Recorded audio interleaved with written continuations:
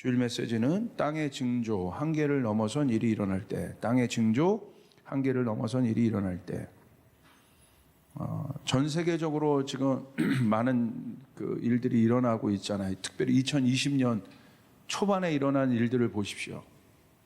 역대급의 일들이 일어나고 있지 않습니까? 산불 문제부터 지진, 그 다음에 전쟁의 소문들, 그 다음에 최근 일어나는 이 전염병 사태까지. 제가 요 수일을 쭉 이렇게 이 진행되는 일들을 보면서 목사로서, 성도로서, 또 하나님을 믿는 사람으로 이 일에 대해서 주님께 묻지 않을 수 없는 거예요. 하나님, 왜 이런 일들이 계속해서 특별히 2020년이 시작되자마자 엄청나게 일어나고 있습니까? 그래서 오늘 왜 이런 일들이 더 가속화되어 일어나는지에 대해서 한번 우리가 정리해 보는 시간들을 가지면 좋겠다라는 마음으로 말씀을 준비했습니다. 여러분, 성도에게 있어 가장 중요한 것은 하나님의 뜻입니다.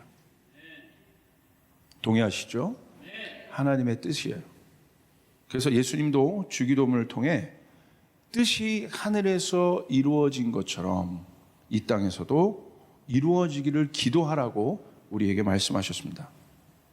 이 말은 어떤 말이냐면, 원래 사람은 왜 우리에게 그것을 기도하라고 말씀하셨는가? 원래 하나님의 뜻으로 창조된 사람은 어떤 존재냐?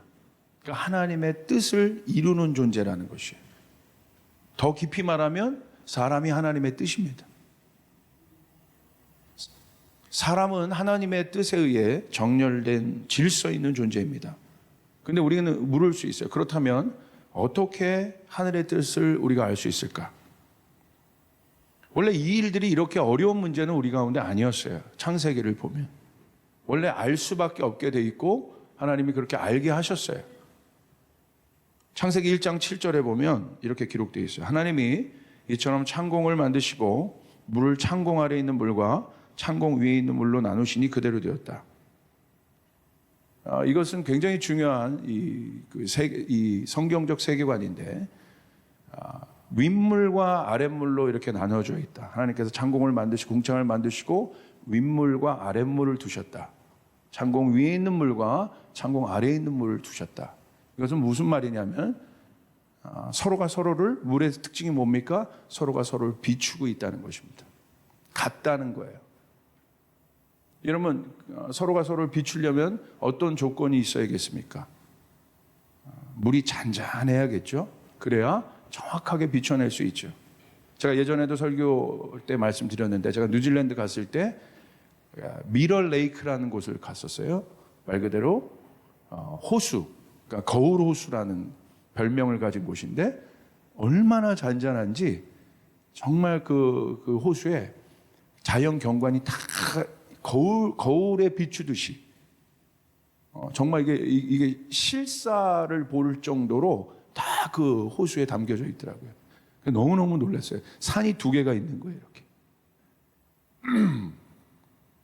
거기는 제가 또 한번 꼭 가보고 싶다 할 정도로 그렇게 아름다운 곳이었는데, 잔잔해야 하늘을 비출 수 있을 것 아닙니까? 그래서 여러분, 이 기독교 신앙의 핵심이 무엇입니까? 샬롬이죠, 샬롬. 그 샬롬은 어떠한 상태예요? 하나님의 통치로 잔잔해진 상태를 말하는 것이죠. 그래서 위를 비출 수 있는 것이죠. 근데 이 잔잔함은 물리적인, 인간적인 잔잔함이 아닙니다. 어떤 상태냐? 우리의 내면이 잔잔해지고 있는 상태는 어떤 상태냐? 샬롬이 진짜 임한 상태는 어떤 상태냐? 하나님을 경외하는 상태는. 그런 물리적인 오늘 마인드 컨트롤해서 내 마음을 잔잔케 하는 그런 잔잔함을 말하는 것이 아니에요. 그런 건요, 조금 더 센 폭풍이 오면 그냥 흔들려 버려요. 하나님을 경외하는 무게감을 얘기합니다. 그 집중된 상태, 잔잔하지만 뭔가 힘이 있는 상태, 그게 바로 하나님을 경외하고 있는 그런 평강의 상태입니다. 여러분, 그 상태가 여러분 가운데 있기를 바랍니다. 땅이 그랬다는 거예요. 땅이 그랬다. 그래서 하늘의 뜻을 온전히 그렇게 비추어낼 수 있었다는 것입니다. 그런데 에베소서 1장 10절에도 원래 하늘과 땅이 분리되지 않았음을 얘기하고 있어요. 어떻게 기록되어 있냐면 하늘에 있는 것이나 땅에 있는 것이 다 그리스도 안에서 통일되게 하려 하심이라. 사람은 예수님처럼 하늘과 땅을 통일되게 하는 존재로 지음받았습니다. 그래서 사람에게 땅을 충만케 하고 번성케 하고 다스릴 수 있는 복을 주신 것입니다. 그런데 이 통일된 질서가 어떻게 깨집니까? 사람의 죄악으로 인해 깨지는 거예요. 죄의 결과가 어떻게 됩니까? 하나님과의 단절로 이어지고 이것은 고통, 죽음을 이 땅으로 가져왔어요. 그때부터 땅이 병들기 시작한 거예요. 성경은 왜 땅이 병들었는지, 왜 땅에서 문제가 일어나고 있는지에 대한 인과관계를 분명히 밝히고 있다는 사실입니다. 창세기 3장 17절 18절에 이렇게 기록되고 있어요. 남자에게는 이렇게 말씀하셨다. 내가 아내의 말을 듣고서 내가 너에게 먹지 말라고 한 그 나무의 열매를 먹었으니 이제 땅이 너 때문에 저주를 받을 것이다. 분명히 기록되고 있죠? 그 하늘과 땅에 통합된, 하늘과 땅에 통일된 존재로 사람이 지음을 받았는데 그 통일된 질서를 죄악이 깨버렸죠. 그 결과가 뭘로 주어졌습니까? 땅이 너 때문에 저주를 받았다고 기록하고 있다는 거예요. 너는 죽는 날까지 수고를 하여야만 땅에서 나는 것을 먹을 수 있을 것이다. 18절 보십시오. 땅은 너에게서 가시덤불과 엉겅퀴를 낼 것이다. 처음에 하나님의 창조된 사람이, 하나님의 형상으로 창조된 사람에게 하늘의 복이 임합니다. 그리고 어떤 축복이 주어집니까? 그 사람에게 복을 명하시사 땅을 번성케 하고 풍요케 하고 충만케 하고 다스리게 하는 권세를 주셨습니다. 할렐루야. 근데 지금 어떻게 돼요? 완전히 다르게 된 거예요. 너 때문에 땅이 저주를 받게 되었다. 인간의 죄악으로 땅이 저주를 받았습니다. 땅에서 일어나는 고통의 인과관계를 성경은 분명히 말하고 있다는 것이에요. 이 말은 왜 중요하냐? 이 말씀이 왜 중요하냐? 땅의 상태를 보고 하늘의 뜻을 알 수 있다는 거예요. 우리가 하늘의 뜻을 아는 것이 막연하잖아요. 어떻게 하늘의 뜻을 알 수 있겠어요? 근데 성경은요, 원래 하늘과 뜻이 하나였는데 인간의 죄악으로 해서 그것이 무너졌잖아요. 그래서 땅이 저주를 받잖아요. 그 이후부터 땅의 상태를 보고 하늘을 알 수 있는 거예요.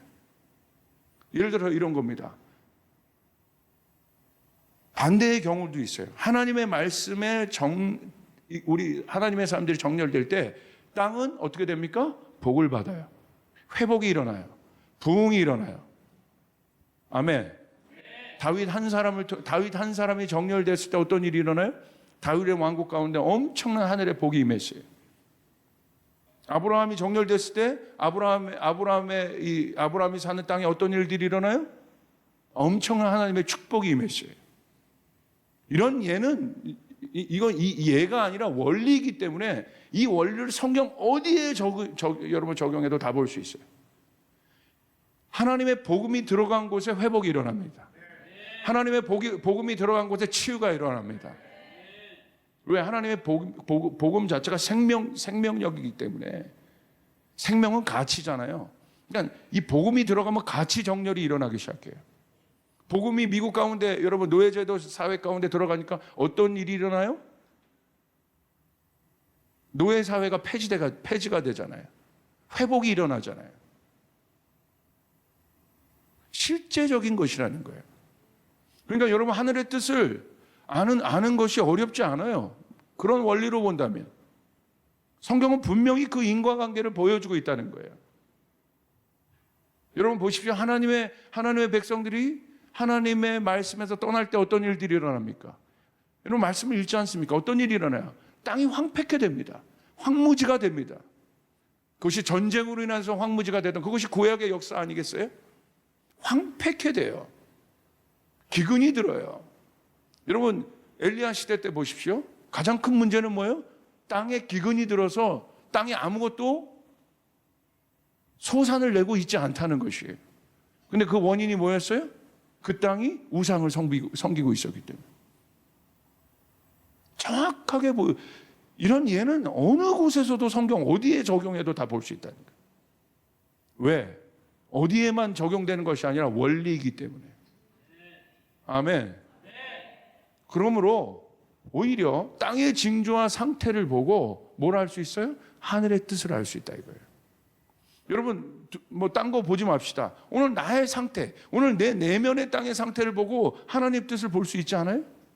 내가 내 내면의 땅의 상태를 알잖아요. 지금 돌밭인지 가시밭인지 옥토밭인지 알지 않습니까? 뭐 하나님의 뜻 아는 게 어렵습니까? 명확하게 알 수 있죠, 우리가? 어렵지 않아요.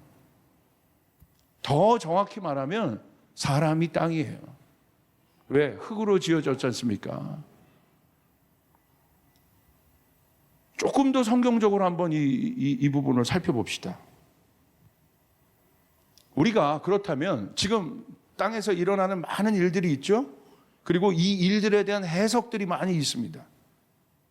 그리고 교회와 많은 사람들이 이 해석에 집중합니다. 그런데 중요해요. 그 해석을 봐야 돼요. 왜 이런 일들이 일어나는지 봐야 돼요. 알아야 돼요. 그런데 우리가 그 해석에만 집중할 거냐 이거예요. 세상의 해석에만 집중할 것이냐 이거예요. 성경은 절대 그렇게 얘기하고 있지 않아요.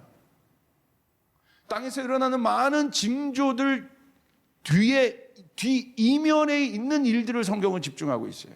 왜 그런 일들이 일어나고 있는지. 내가 하나님을 믿는 사람으로서 제왕과 같은 이 세상 속에 있는데 우리는 어떤 생각을 갖고 이 일들을 바라보아야 하는가 정리해 봐야 됩니다. 그런데 성경에 이와 같은 관점에 대해서 이야기하고 있어요. 자, 보세요. 마태복음 24장 32절, 33절에 이렇게 기록되어 있습니다. 주님이 이렇게 얘기했어요. 무화과 나무에서의 교훈을 배워라. 가지가 연하여 지고 잎이 돋으면 너희는 여름이 가까운 줄을 안다. 이와 같이 너희도 이 모든 일을 보거든 인자가 문 앞에 가까이 온 줄을 알미라. 잘 보십시오. 이 말씀은 마태복음 24장의 마지막 때를 언급하시면서 주님이 말씀하신 거예요. 이 말씀을 이해하려면 마태복음 24장 1절부터 쭉 문맥 속에서 이 말씀을 봐야 돼요. 주님은 이 모든 땅의 징조를 보면서 하늘의 시각을 알라고 우리에게 말씀하셨어요. 하늘의 때를 우리에게 알라고 말씀하셨어요. 또한 예가 있습니다. 요엘서에. 요엘서의 주제는 크고 두려운 날, 여호와의 날에 대한 주제예요. 여호와의 날이 오고 있다. 여호와의 날이 임박했다는 사실을 어떻게 알 수 있습니까? 여러분 요엘서 말씀을 쭉 읽어보십시오. 어떻게 알아요?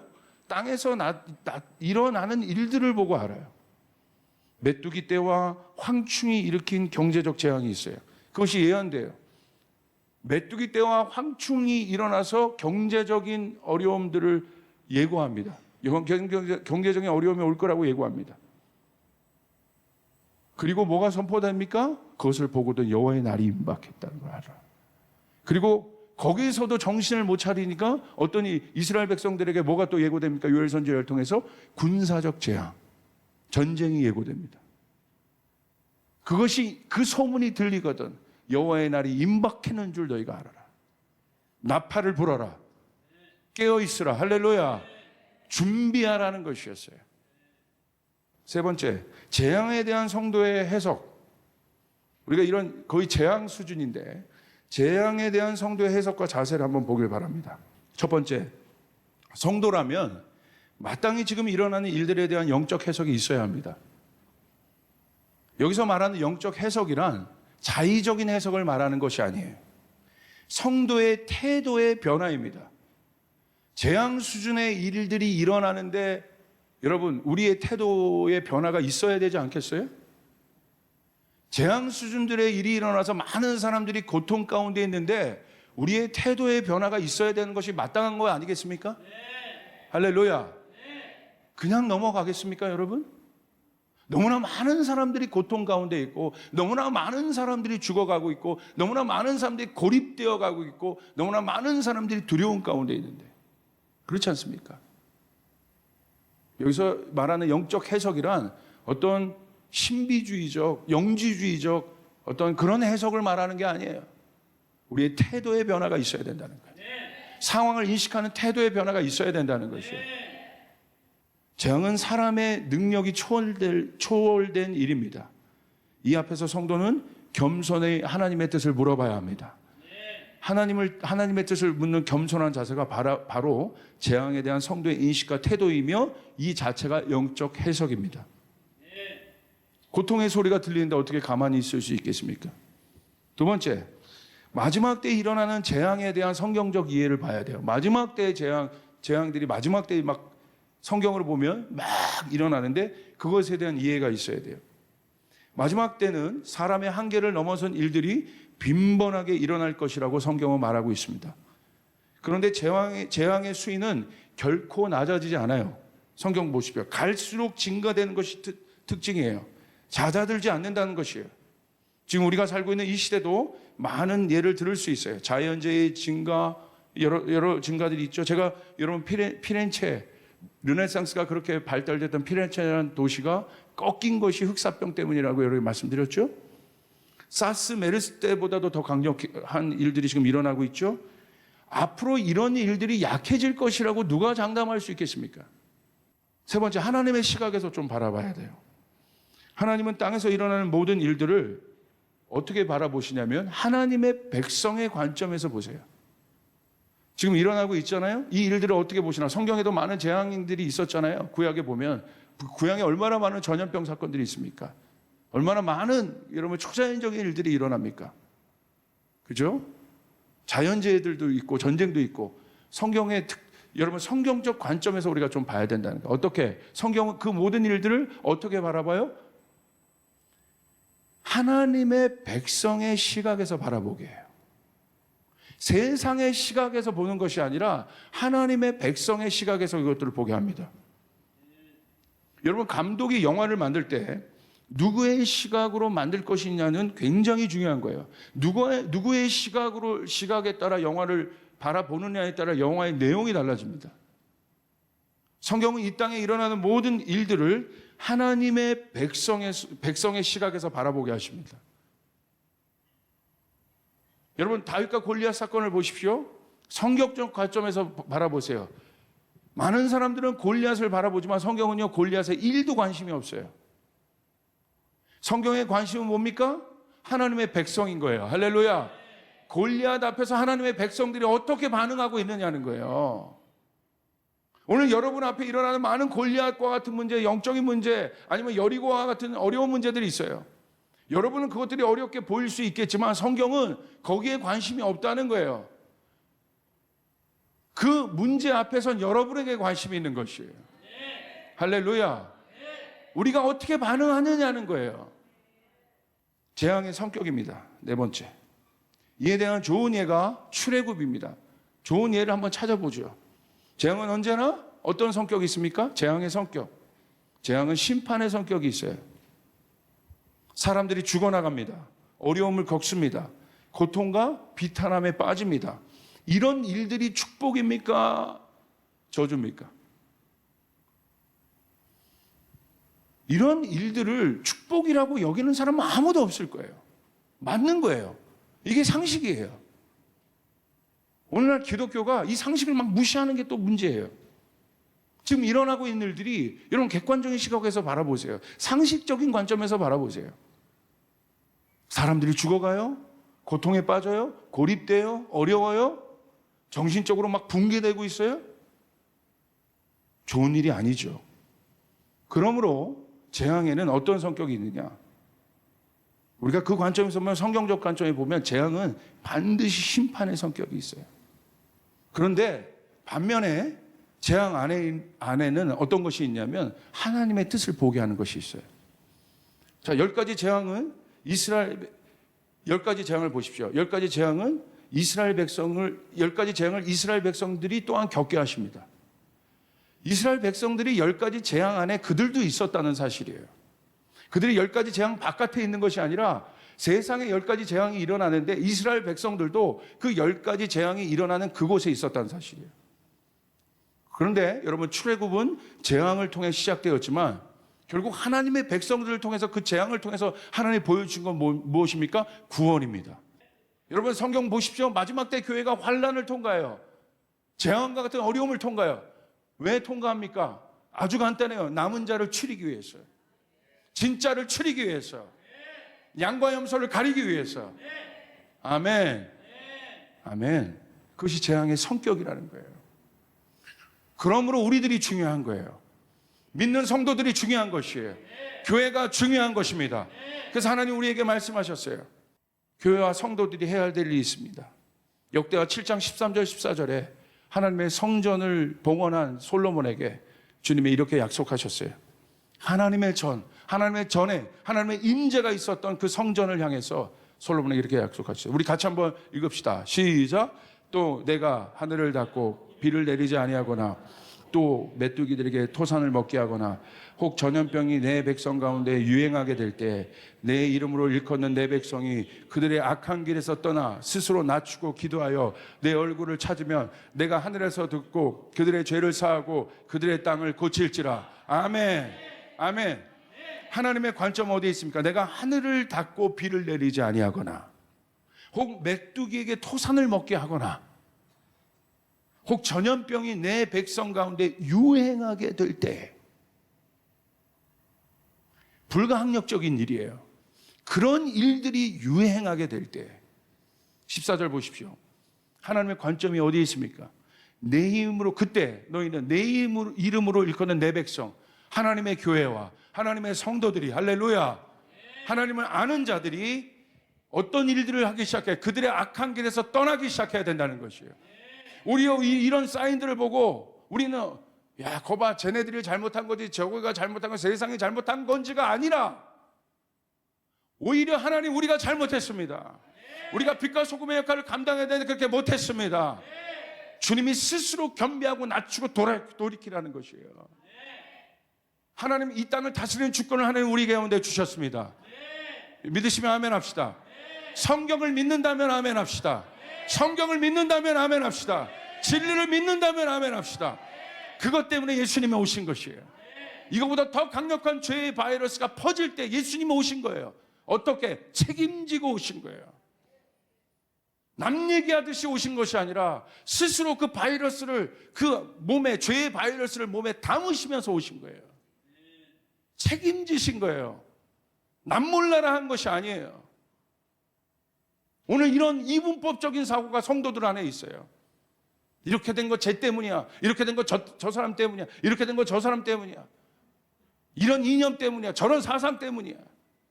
아니요. 제가 어저께 기도원에서도 강력하게 외쳤어요. 우리에게 묻고 계신 것이다. 하나님 우리에게 묻고 계신 것이다. 여러분 믿습니까?